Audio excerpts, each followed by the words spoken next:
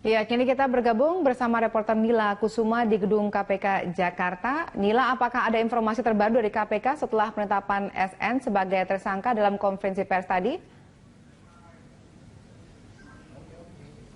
Baik Valerina, dari informasi yang tadi kami dapatkan bahwa sudah dapat dikonfirmasi bahwa inisial SN ini merujuk kepada Ketua DPR RI periode sekarang yakni Setia Novanto, di mana dari sejumlah fakta yang ditemukan oleh penyidik bahwa SN ini sudah bisa ditetapkan dan dinaikkan statusnya dari saksi menjadi tersangka. Tadi Ketua KPK Agus Raharjo menyatakan bahwa setelah mencermati fakta sidang ada dari dua terdakwa ya atas nama Irman Surgiharto dan juga dalam kasus pendanaan IKTP ini ditemukan bukti yang cukup untuk mengangkat SN sebagai tersangka, di mana SN ini tercatat sebagai anggota DPR pada periode 2014 hingga 2019 sehingga tersangka ini karena diduga menguntungkan dirinya sendiri ini dengan korporasi juga menyalahgunakan kewenangan sehingga menyebabkan kerugian negara 2,3 triliun hingga 2,9 triliun. Tadi juga pihak KPK menyampaikan bahwa SN ini melalui AA punya peran membahas anggaran dan juga pendanaan dari IKTP, dan juga SN melalui AA telah mengkondisikan pengadaan barang jasa dari KTP elektronik yang menjadi yang telah diusut oleh KPK dalam beberapa waktu belakangan ini, dan diduga pendanaan ini, dugaan penyelewengan ini telah dikonsep dalam penganggaran dan juga pendanaan antara SN dan juga AA. Dan SN ini diduga melanggar pasal 2 atau pasal 3 dari Undang-Undang Tindak Pidana Korupsi, di mana sebelumnya Irman dan juga Sugiharto telah dijadikan terdakwa melalui proses persidangan, dan saat ini AA masih dalam proses penyidikan. KPK juga masih menyidik tersangka MSH yang diduga memberikan keterangan tidak benar dalam proses sidang selama proses sidang berlangsung. Dan tersangka SMN ini diduga sengaja mencegah atau merintangi dan menghalalkan segala cara untuk secara langsung atau tidak langsung dalam proses penyidikan IKTP. Dan di mana dugaan korupsi IKTP ini terjadi akibat adanya penggelembungan dana dari dana yang seharusnya dana yang lebih mahal dari dana real yang ditetapkan dalam harga belangko IKTP ini menyebabkan kerugian hingga 2,3 triliun rupiah bagi negara, di mana total dana yang dibayarkan dalam pembayaran belangko IKTP ini mencapai 4,9 triliun rupiah. Ini terjadi pada periode 21 Oktober 2011 hingga 30 Desember 2013. Dan hingga saat ini dan juga ke depannya KPK masih terus menggali kasus ini untuk menentukan apabila mungkin ada tersangka-tersangka lain yang juga masih bisa ditetapkan terkait dengan kasus ini. Namun hingga saat ini yang baru hari ini ditetapkan ini adalah dengan inisial SN atau Setia Novanto yang saat ini menjabat sebagai Ketua DPR RI. Vale. Baik, ya Nila, lalu bagaimana dengan rencana pemanggilan dari KPK sendiri setelah penetapan tersangka terhadap SN ini, apa yang akan dilakukan? Apakah akan dipanggil dalam waktu dekat? Ya, jika sesuai dengan pola yang telah dilakukan oleh KPK begitu terkait dengan penetapan tersangka ini biasanya memang akan langsung dipanggil dalam waktu dekat dan diperiksa dalam waktu yang ditentukan juga oleh KPK. Namun kami juga belum mendapatkan konfirmasi kiranya kapan tersangka ini akan dipanggil dan juga dilakukan pemeriksaan oleh penyidik dari KPK. Namun juga pihak KPK masih akan terus mengembangkan kasus ini dan juga menggali informasi dari saksi-saksi lainnya yang juga masih dikumpulkan untuk menguatkan begitu alur dari kasus ini seperti apa. Mengingat memang kasus IKTP ini bergulir sudah cukup lama dan juga diduga merugikan negara hingga triliunan rupiah, di mana ada sejumlah tokoh-tokoh politik yang diduga terlibat dalam kasus ini. Jadi memang pihak KPK masih terus mengembangkan kasus ini dan kami belum mendapatkan konfirmasi kapan Setia Novanto akan dipanggil untuk dimintai keterangan setelah statusnya naik menjadi tersangka jika sebelumnya hanya menjadi saksi. Vale. Iya, dalam catatan Anda nilai sudah berapa kali SN dipanggil oleh KPK dalam status sebagai saksi untuk kasus IKTP ini? Baik, memang Setia Novanto ini sudah beberapa kali dipanggil oleh KPK dalam kasus ini, namun yang dihadiri begitu ada beberapa kali telah dipanggil namun tidak dapat dihadiri oleh Setia Novanto atas alasan kesehatan dan juga beberapa alasan lainnya. Namun pada Jumat kemarin ini memang SN telah memenuhi panggilan dari penyidik KPK untuk kemudian diperiksa dan ia telah datang ke KPK pada Jumat lalu untuk diperiksa terkait dengan kasus IKTP ini. Jadi memang sudah berkali-kali dipanggil namun belum pernah dipenuhi karena satu dan lain hal, dan baru dipenuhi pada kemarin, hari Jumat kemarin. Itu artinya berarti sudah ada satu kali pemeriksaan dari Setia Novanto sebagai saksi begitu, dan baru hari ini kemudian ditetapkan sebagai tersangka. Dan tadi juga pihak KPK menyampaikan begitu bahwa dalam fakta persidangan ada memo pembagian uang yang disita oleh KPK dan ditujukan saat Keruman Harahap, dan ini ditujukan untuk menguntungkan orang lain, dan KPK juga masih terus mengembangkan seperti apa aliran dana dari IKTP ini akan mengalir kemana saja dan siapa-siapa saja yang terlibat, ini masih akan terus dikembangkan lagi lebih lanjut. Dan dari keterangan yang tadi kami dapatkan dari Agus Raharjo bahwa disampaikan bahwa SN ini selalu menggunakan kesaksian AA, di mana SN ini selalu menggunakan kesaksian AA untuk menutupi keterangan dari dirinya, dan ia memutar balikan begitu. Jadi keterangan dari AA ini memang dijadikan salah satu senjata untuk mengamankan dirinya begitu. Tadi keterangan yang disampaikan oleh Agus Raharjo seperti itu. Dan sebelum SN ditetapkan sebagai tersangka, ia juga melakukan manuver-manuver politik dan hukum. Begitu tadi disampaikan juga, dan salah satunya adalah dengan cara menggunakan kesaksian dari AA yang kemudian diputarbalikan untuk menguntungkan dirinya. Seperti itu, Vale. Baik, terima kasih Nila Kusuma atas informasi yang Anda sampaikan langsung dari Gedung KPK Jakarta. Pemirsa, adalah Breaking News Berita 1 News Channel, saya Valerina Daniel. KPK mengumumkan tersangka baru berinisial SN dalam kasus korupsi pengadaan KTP elektronik. Berikut kita ikuti jumpa pers yang saat ini sedang dilaksanakan di Gedung KPK Jakarta. Perlu saya sampaikan kembali, KPK akan terus bekerja keras dalam menangani kasus-kasus korupsi. Perkembangan penanganan perkara KTP elektronik akan kami sampaikan sebagai bentuk pertanggungjawaban KPK kepada seluruh rakyat Indonesia yang berkomitmen bersama-sama melakukan pemberantasan korupsi. Poin 11 yang terakhir, sekali lagi KPK berharap publik mengawal kerja KPK, termasuk penanganan perkara KTP elektronik ini, karena kami sadar masyarakat adalah pemilik KPK yang sesungguhnya. Demikian saya akhiri. Wassalamualaikum warahmatullahi wabarakatuh. Oke, terima kasih Pak Agus. Kita sesi tanya jawab ya Pak Saud ya. Teman-teman silahkan jika ada pertanyaan terkait dengan kasus ini nanti akan dijawab lebih lanjut. 1, 2, 3. Silahkan kalau masih ada yang ingin bertanya. Oke, 3 orang. Silahkan Sabir dulu. Bismillahirrahmanirrahim. Assalamualaikum warahmatullahi wabarakatuh. Saya ingin menanyakan, sebelumnya saya ucapkan dulu terima kasih kepada KPK sudah menetapkan tersangka saudara SN atau Setia Novanto. Karena selama ini yang ditunggu publik salah satunya adalah yang bersangkutan. Pertanyaan saya begini Pak Agus, di fakta persidangan itu memang ada memo atau catatan pembagian uang yang sudah disita KPK dan ditunjukkan pada saat kesaksian Khaeruman Harahap. Pada saat itu ada bagan yang disebutkan bahwa salah satu otak intelektual dari proyek EKTP adalah Setia Novanto.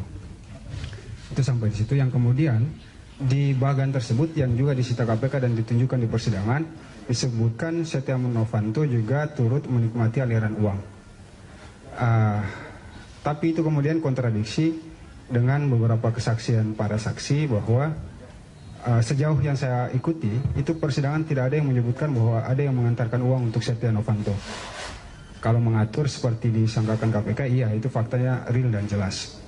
Dan Setia Novanto kemudian membantah bahwa yang bersangkutan menerima uang. Nah, konstruksi pasal 2 ayat 1 atau pasal 3 itu adalah diri sendiri, orang lain, korporasi. Pertanyaan saya sederhana. Kalau memang ini menguntungkan orang lain dan korporasi, apakah KPK yakin bahwa Setia Novanto juga memperkaya diri sendiri? Fakta dan buktinya apa? Karena di persidangan tidak nampak sekali uang itu sampai ke tangan Setia Novanto. Kalau ke yang lain, iya. Itu yang pertama soal Setia Novanto. Yang kedua, ini soal bantahan yang selalu disampaikan Setia Novanto. Setia Novanto selalu menggunakan kesaksian Andi Narogong dan Johannes Lim kalau saya tidak salah yang bersaksi dari Singapura waktu itu, bahwa keduanya tidak saling kenal mengenal, tidak ada yang arahan dari Setia Novanto. KPK menggunakan kesaksian siapa dan keterangan siapa dan bukti apa untuk memastikan bahwa Setia Novanto itu benar-benar mengarahkan. Apakah dia Anggreni saja, atau Irman saja, Sudiharto saja, atau misalnya Winata Wira Utama yang direktur. Itu dua pertanyaan. Yang ketiga dari saya adalah Pansus sedang berjalan. Saya yakin tidak ada kaitan dengan Pansus sebenarnya, KPK menetapkan yang bersangkutan. Tetapi bagaimana KPK menyikapi soal makin besarnya upaya penyerangan Pansus terhadap KPK pasca penetapan Setia Novanto sebagai tersangka? Apakah KPK memang sudah siap atau tidak? Ini kaitan dengan kasus hukumnya ya Pak. Tapi di luar itu ada dua pertanyaan lain. Saya ingin bertanya begini. Informasi yang saya terima ini cukup valid sebenarnya. Setia Novanto sebelum ditetapkan sebagai tersangka itu melakukan manuver secara politik dan secara hukum. Manuver secara politik adalah mengucurkan uang ke anggota Pansus dan beberapa faksi untuk berusaha menyerang KPK ketika yang bersangkutan ditetapkan sebagai tersangka. Manuver yang kedua terkait dengan bidang hukum. Setia Novanto dan kroni-kroninya diduga atau diindikasikan melakukan intervensi kepada pihak Mahkamah Agung hingga ke PN Jakarta Selatan. Tujuannya adalah untuk supaya yang bersangkutan bisa lolos kalau naik ke pra-peradilan. Jadi pertanyaan saya ada 5 Pak Agus dan Pak ini, yang bidang politik dan bidang hukum tolong dijawab karena ini sensitif dan saya ingin mengkonfirmasi. Karena informasi sudah saya dapat sekitar 2 atau 3 minggu yang lalu. Bahkan Mahkamah Agung sudah menunjuk salah satu hakim yang selevel atau setara dengan Hakim Sarfin, mohon maaf saya sebutkan namanya, itu agar Setia Novanto dimenangkan dalam pra-peradilan. Nah, saya ingin menanyakan, apakah dua informasi manuver politik dan hukum tadi juga diterima oleh KPK? Kalau diterima oleh KPK, atau misalnya ada tim surveillance yang menemukan, apakah KPK siap mengantisipasi perlawanan politik dan perlawanan hukum di tingkatan pra-peradilan hingga Mahkamah Agung? Terima kasih. Oke, terima kasih Sabir. Silakan.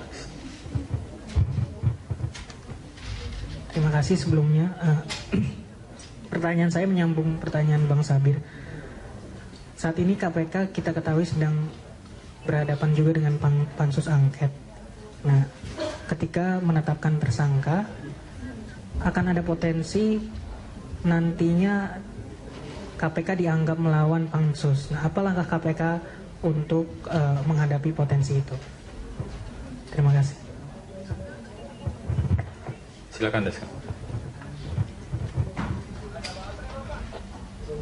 Ya, pertanyaan pertama adalah mengapa pengumuman penetapan SN ini sangat lama? Maksudnya adalah sudah berjalan 3 bulan persidangan 2 terdakwa awal, baru akhirnya KPK mengumumkan penetapan TSK ini. Apakah memang KPK membutuhkan dukungan vonis hakim terhadap 2 terdakwa sebelumnya, atau kenapa? Jadi kenapa pengumuman TSK SN ini lama seperti itu?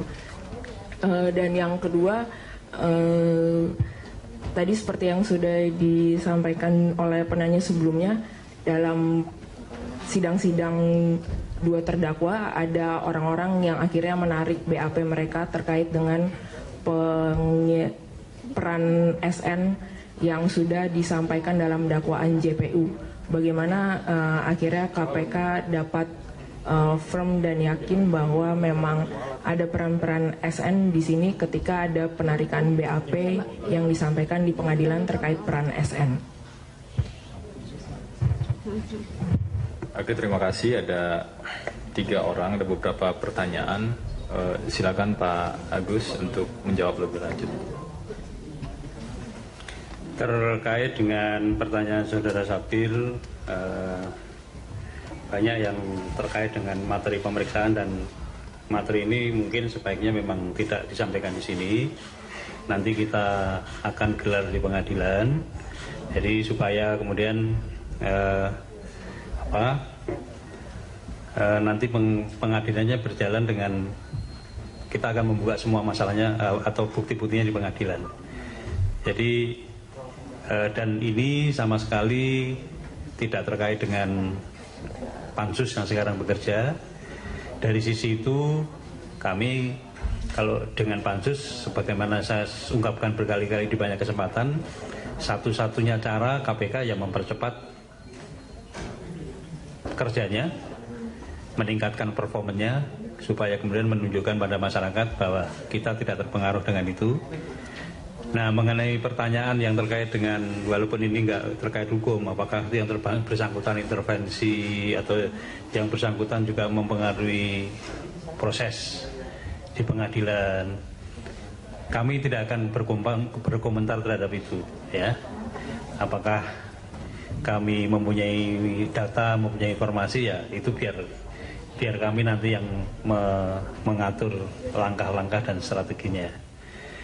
Nah, terkait dengan tadi pertanyaan yang kedua juga masih terkait dengan pansus, pasti kami membawa yang bersangkutan ke proses penyidikan ini bukan sesuatu yang serampangan, pasti kita mempunyai dua alat bukti yang kuat.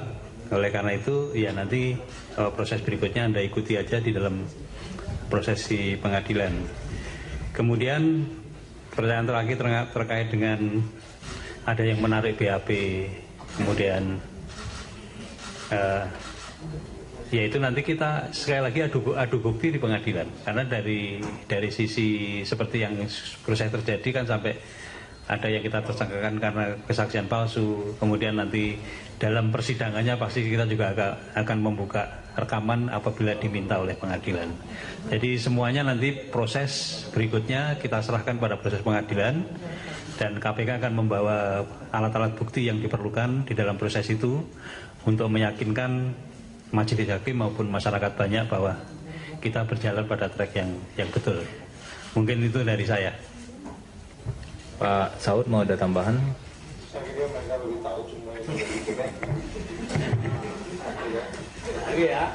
Oke, karena ada kegiatan lain yang harus diikuti oleh pimpinan. Nanti kalau beberapa pertanyaan yang agak detail nanti bisa saya respon lebih lanjut.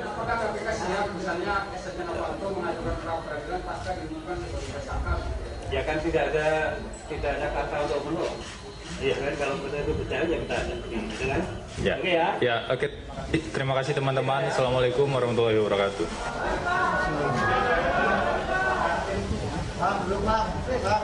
Kacamata duduk.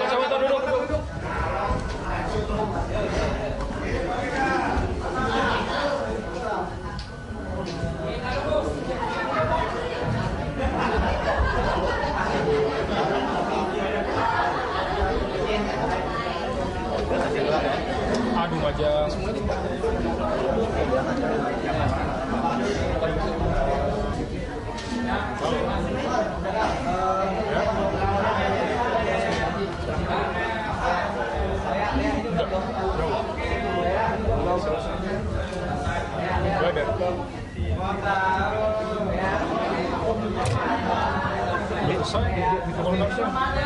Dia tinggal di depan.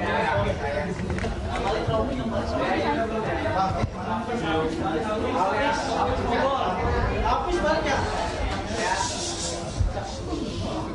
Bisa nggak sih pakai mic aja?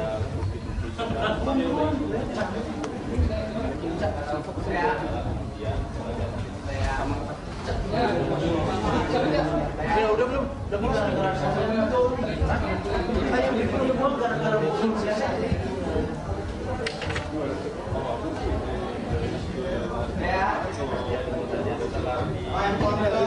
ya. Menunggu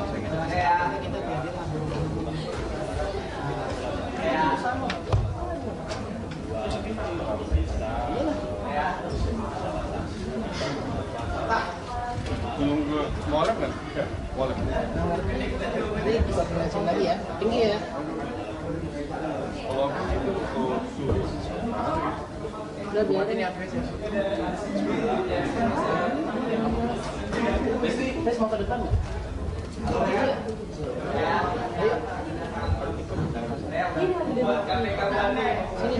Sini, Iya. Siapa Pak? Pak, ke sana. Siapa? Oh, maksudnya terus.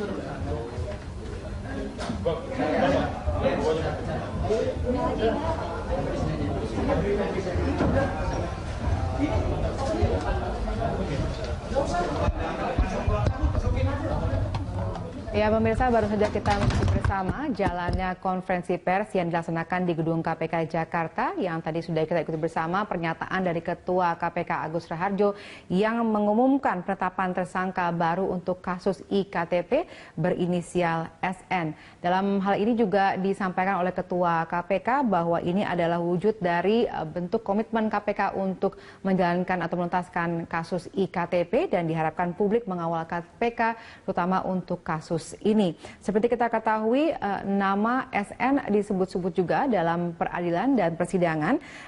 Kita ketahui bahwa sejak awal kasus ini disampaikan bahwa nama SN disebut jaksa juga dalam surat dakwaan untuk terdakwa korupsi proyek IKTP.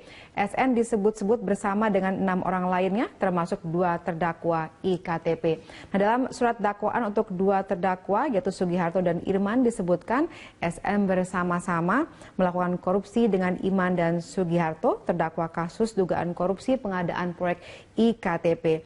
Dan untuk itu, peran SN juga dibeberkan oleh jaksa KPK untuk mendorong fraksi-fraksi di DPR agar mendukung proyek tersebut.